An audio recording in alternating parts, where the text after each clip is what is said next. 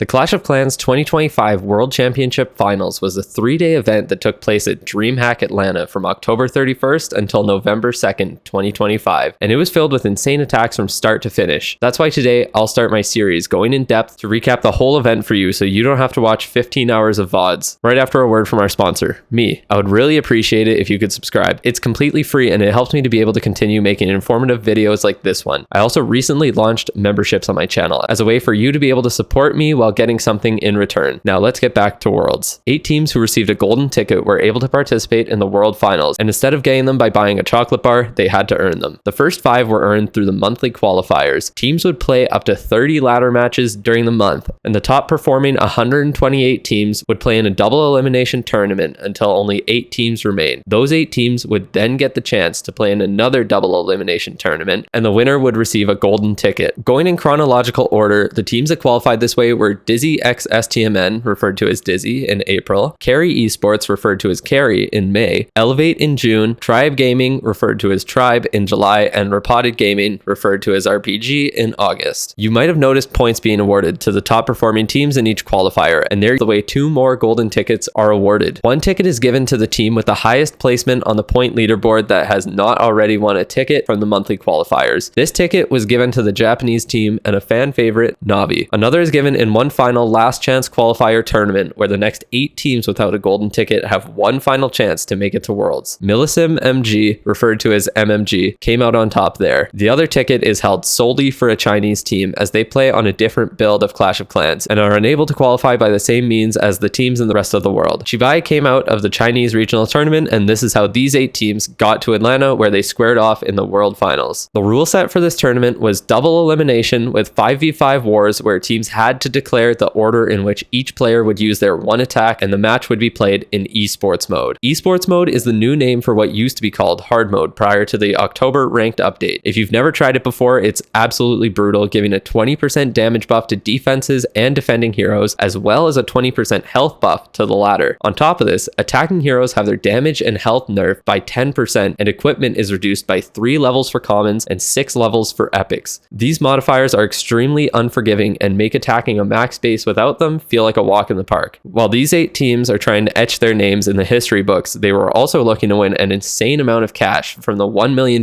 prize pool of the 2025 season. Grand prize of $300,000 is nothing to scoff at. Day 1 began with the quarterfinal matchups of Elevate versus MMG, Carry versus RPG, Dizzy versus Navi, and Tribe versus Chibai. As the term double elimination suggests, losing in this round would not eliminate you from the tournament. Losers will be sent to the lower bracket, where they then have to fight their way back to the grand final without losing another match. The team that makes it to the grand final from the upper bracket gets the perk of essentially having 2 lives. They would have to lose twice in a row to be defeated, and for the team out of the lower bracket to be crowned the world champion. This is a good time to mention I streamed and commentated almost all of the tournament. You can find the VODs in the live section of my channel if you want to watch the full matches, and I highly suggest you do. With that out of the way, we start with the top ranked team Elevate against our last chance qualifier MMG. Elevate is a team consisting of Brazilian players Bernal, Celino, Leo, Pato, and an American player, Max. From Elevate, the player to watch was Max, who over the course of the season had 3-starred over 72% of the time against the best bases in the world. MMG consists of French players Isma, Nes4X, and Anat, German player Addy, and American player Mr. C. While Mr. C did have a slightly higher 3-star rate, Nes4X is MMG's closer and averages a very high 96.48% destruction in his attacks. Elevate's roster boasts some impressive accomplishments, with every single player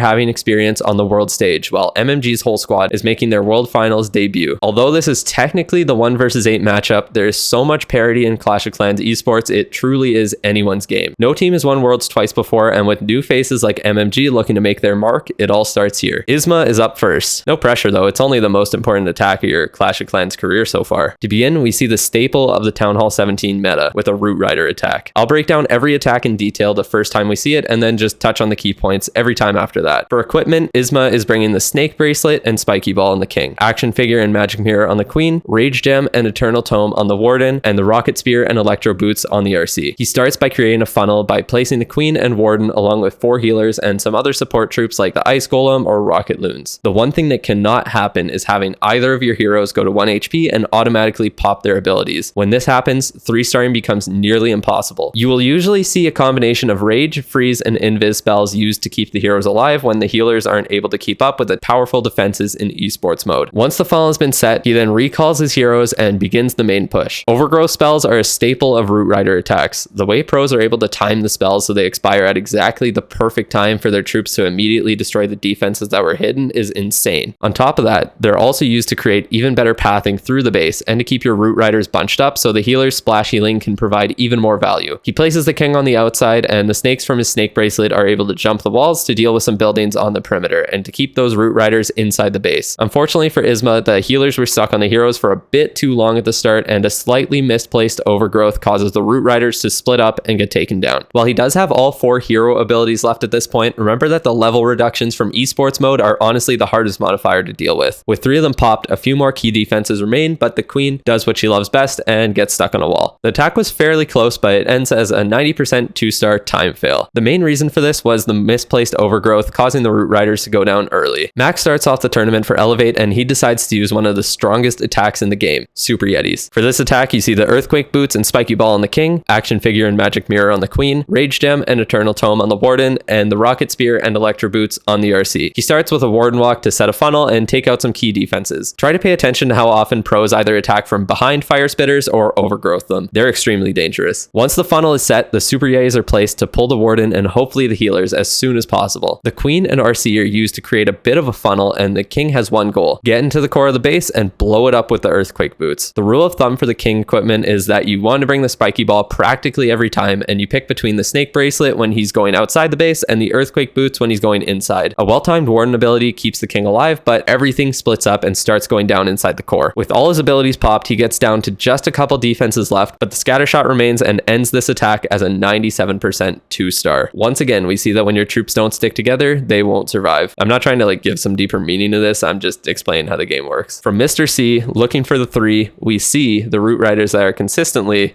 really strong. With exactly the same equipment we saw Isma bring, he uses a Warden and Queen Charge to get the extremely dangerous Crusher Mortar down. It was the only crafted defense that was used in the whole tournament for a reason. Unfortunately, since his boogers were distracted by some air skellies, 2 healers go down to Black Mines, but he still got the value he wanted before recalling. He uses a Log Launcher to take out the Monolith and had to drop an Earthquake spell to open up the walls. However, his Yetis were popped by 3 Spring Traps, leaving the Town Hall alive. The Tornado Trap forced an early Warden ability, and with his healers becoming real angels, his Root Riders go down extremely fast. The King and Queen's abilities allow him to get a bit more percentage, but this attack ends in an 85% 2-star, and that's why you use some loons to test for mines. With a nice advantage in percentage, if Pato could get a 3-star, Elevate would be able to take a commanding lead early in this match. Pato pulls up with more Root Riders and the first RC charge of the day, and immediately gets to work dropping a battle blimp filled with Yetis to path the RC straight into the Town Hall. With some beautifully timed invis spells, he gets her even deeper into the base and pops the haste vial, unfortunately letting the Spirit Fox die while baiting out a poison tower. After an amazing RC charge, his healers decide to ruin everything and start healing up his Warden and RC as the Monolith and Rocket Loons from the CC make quick work of his Root Riders. By the time he pops his Warden ability, there's only 1 Root Rider left and the healers decide to switch over to the Queen. With only his heroes left alive and no way to get into the core of the base anymore, his attack disappointingly ends in a 90% 2-star. After a well-executed RC charge, he sadly gets screwed by the healer's AI. After 2 attacks each, Elevate has a 12% lead over MMG, and if Addy has anything to say about that, he'll need a 3-star. We're 4 for 5 on Root Riders and 0 for 4 on 3 stars. Starting off with a Queen and Warden charge, we see some loons in there to make sure he doesn't make the same mistake as Mr. C. After getting some amazing value, he recalls everything and gets started with the main push. After 5 attacks, this is the first repeat we've had for Siege Machines with the Troop Launcher. An Overgrowth goes down on the Town Hall, and unfortunately once it comes back up, all of his troops except the RC he had to use an early ability on walk walked past and allowed it to pile up damage on his army, forcing out an early warden ability as well as allowing those defenses in the core of the base to stay safe behind their walls. A 93% 2-star was all that Addy could muster, and without a catastrophic fail from Elevate, MMG's final 2 attackers would need to come in clutch with some 3-stars if they wanted to stay in the upper bracket. Bringing plenty of invis, Leo starts off with an RC charge looking to get some great value and hopefully the first 3-star of the match. With a well-timed overgrowth and RC ability, he creates a solid path through the base with just 1 poison spell left to support his root riders. With a well-timed lava hound while waiting for the overgrowth to expire, he pops the poison spell tower as well as the remaining CC troops. The RC charge only left his root riders with 1 way to go as his troops converge on the town hall and take it out with 3 hero abilities left to use. He uses the Warden's Eternal Tome to block damage from the Giga Bomb, but it pushes the root riders to the outside of the base, leaving his RC and Yetis from the troop launcher exposed. As the root riders and heroes make their way back inside the base, it comes down to the wire, and the defending minion prince tanks for just long enough to cause a time fail. A 97%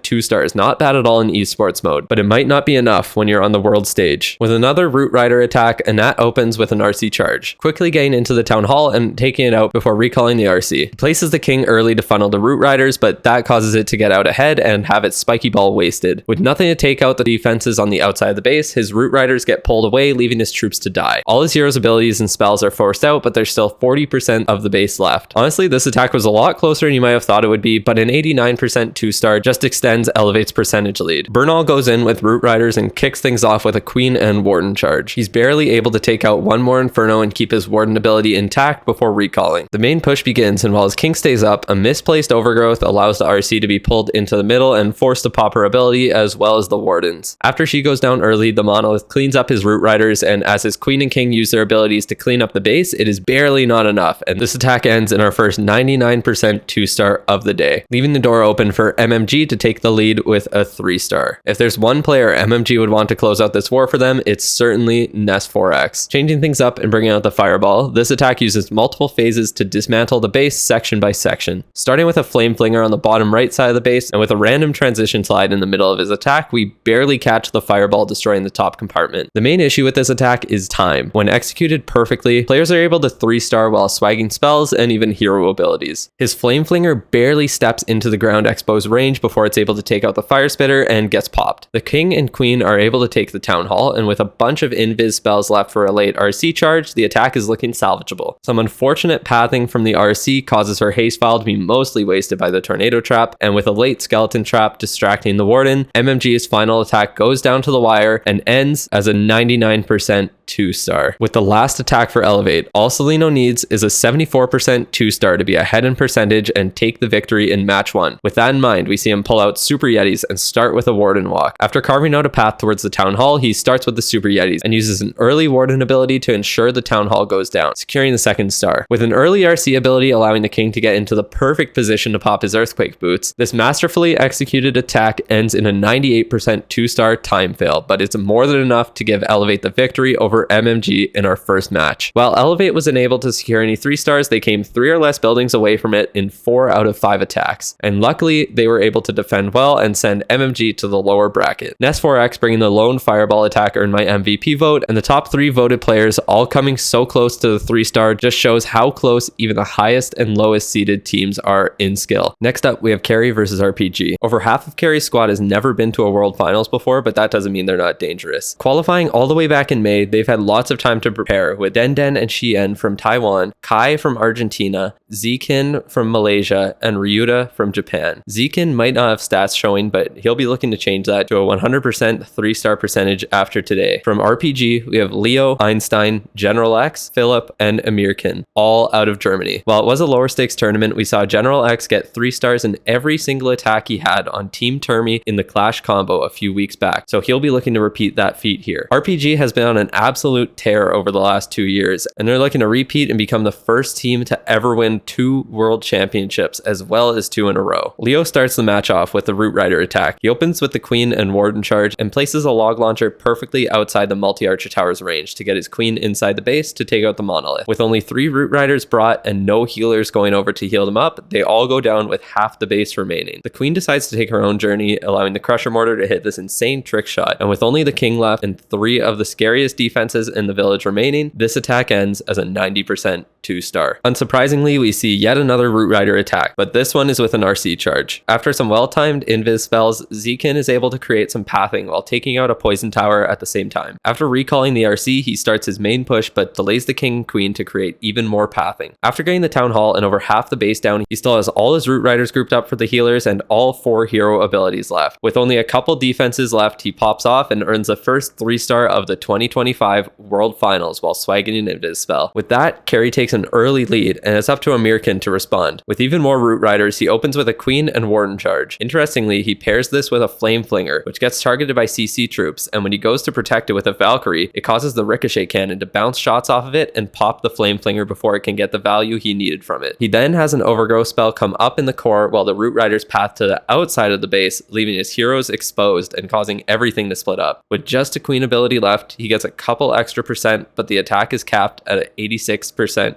2-star. Den is up next, and he looks to get a 3-star with the first dragon attack and the first minion prince of the day. As a dragon main myself, I can tell you priority number 1 is to get that town hall out of the way, since your dragon's only source of healing is if you decide to bring the healing tome on the warden, and they will just get absolutely destroyed even if they path right into the town hall. Bringing the usual equipment of the Dark Orb and Dark Crown on the minion prince, Magic Mirror and Action Figure on the queen, Eternal and Healing Tomes on the Warden, and the Electro Boots and Haste Vial on the RC. He starts with an RC charge with 11 invis spells. He walks right into a minefield and has his Spirit Fox taken out early. He uses some well-placed invis spells to get into the Town Hall, but is unable to take it out. With the Town Hall staying up, it makes light work of his dragons, while he places the Siege Barracks and Archer Queen on the left to create some sort of a funnel. The attack looks like it'll end as the first 1-star of the day, but the insane power of the Minion Prince combined with the Dark Crown and Phoenix take it out to avoid catastrophe for Carey. With that, we see why dragons have been scarce in this competition, as the attack times out as a 77% 2-star. Okay, I'm just gonna be real with you. Einstein is up there for one of my favorite players from this tournament. I just have a soft spot for Fireball players. It's such a difficult strategy to pull off, and watching people play well with it just makes me feel a type of way. Anyways,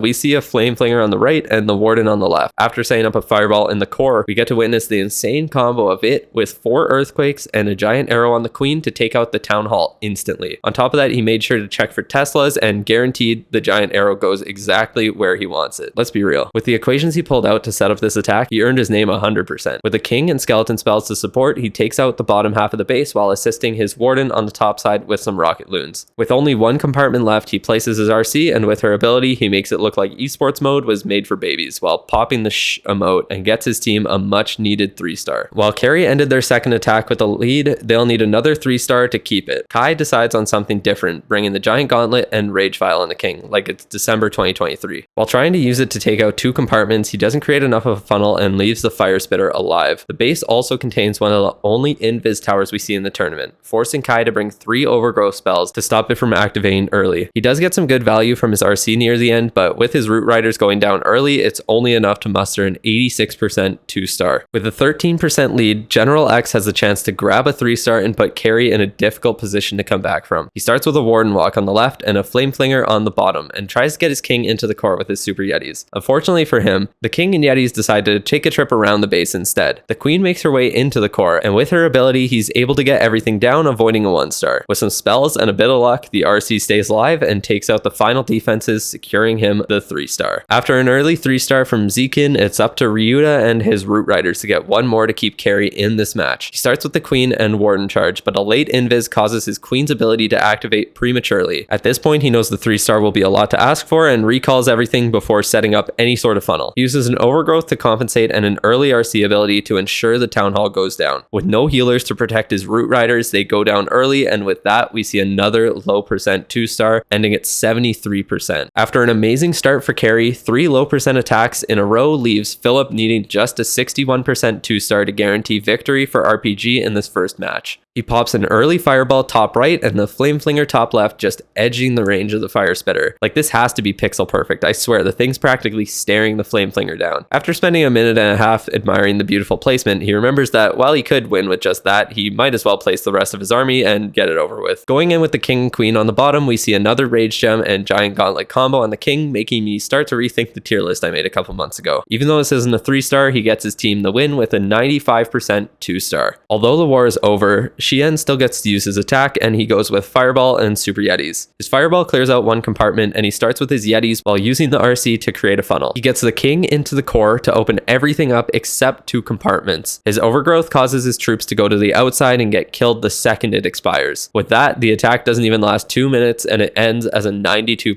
2-star. Although Zekin earned the first 3-star of the day, Carrie is sent down to the lower bracket to square off against MMG, and RPG moves on to face Elevate in the first semifinal on day 2. General X, Einstein, and Philip are top 3 in MVP votes, and although Philip did what he needed to win the war for his team, I feel like Zekin was snubbed as his attack was extremely impressive even though his team lost in the end. In our third match, we see Dizzy going up against Navi. For some reason, they forgot to show the graphic for Dizzy, so this is from their next match. I'm just blacking out the bottom so there's no spoilers just in case. From Dizzy, we have Fluxy from the UK, Darkstar, Mask, and Hawk from Italy, and Synthé from France. Dizzy defeated Navi back in April when they qualified for Worlds, but hasn't placed higher than 3rd since then, so they're looking to get back to their early season form. Navi has a team of all Japanese players with Stars, Klaus, Gaku, Yata, and Kazuma, all coming from the land of the rising sun. Kazuma is well known for competing in Champ 1 CWL with 15 of his own accounts, but playing on the world stage is going to be a bit more intense. Yata starts things off with an RC charge for his Root Riders. After his Spirit Fox goes down, he recalls the RC with 3 invis left. He drops an Earthquake and the Queen with the giant arrow and gets rid of 2 buildings to make sure his Root Riders path correctly, bringing the log launcher to break into the Town Hall compartment and take it down with the help of the troops inside. The Town Hall goes down, but the Queen was pulled over to it and gets dropped. The Root Riders stay together, but they go outside the base while the RC pushes forward and goes down before she gets any use out of her ability. While he does still have a lot of troops left, his heroes go down, and after clearing out every defense in the base, the starting attack ends as a 97% 2-star. Hawk comes in with a Super Yeti attack, but instead of the Earthquake boots on the king, he brings 2 jump spells. He starts with a Warden Walk and a Flame Flinger, taking out one whole side of the base, then lures the Warden back over with his Super Yetis. His healers waste no time switching over to keep the Yetis alive, and his king on the outside of the base keeps them going right into the core. Although they go down early, the Queen keeps going through the core while popping her ability as the king and RC go around the base as his Queen meets up with them, and he gets an early 3-star for Dizzy. Now at an early deficit, Gaku goes in with Super Yetis as well. Using a Warden Walk and Flame Flinger of his own, he doesn't create enough pathing, and his Yetis get caught on a wall, while his RC goes down to the 2 heroes on the top side without gaining any value. He's forced to pop all 3 heroes' abilities extremely early, but with so many defenses left, his Super Yetis that finally make their way back into the attack have no chance at surviving, and all his troops are down before the Flame Flinger can even expire. His remaining cleanup troops get the attack to 80%, but with another 2-star, Navi are at risk of falling far behind early on in this matchup. Darkstar pulls out a Fireball attack and uses an Inferno Dragon to take out the defending minion prince on the top and uses the Warden on the bottom. He gets all the way into the core with his Fireball and takes out the Monolith and the CC with the troops still inside. He places the Queen on the right and the RC and the King on the left, using the Rage Vial and Giant Gauntlet combo to take out one side of the base. Like Darkstar, to Navi's hopes of staying in the top bracket, the Warden ends it all, but the attack was a well-executed 3-star, earning Dizzy the honor of being the first team with 6 stars in their first 2 attacks today. Unlike in CWL, Kazuma only has 1 attack here, and Navi is hoping he can make it count. He starts with an early Overgrowth to take out the defending RC and an Expo to give his Flame Flinger a safe place to go in. Meanwhile, he sets up a Fireball on the other side of the base, and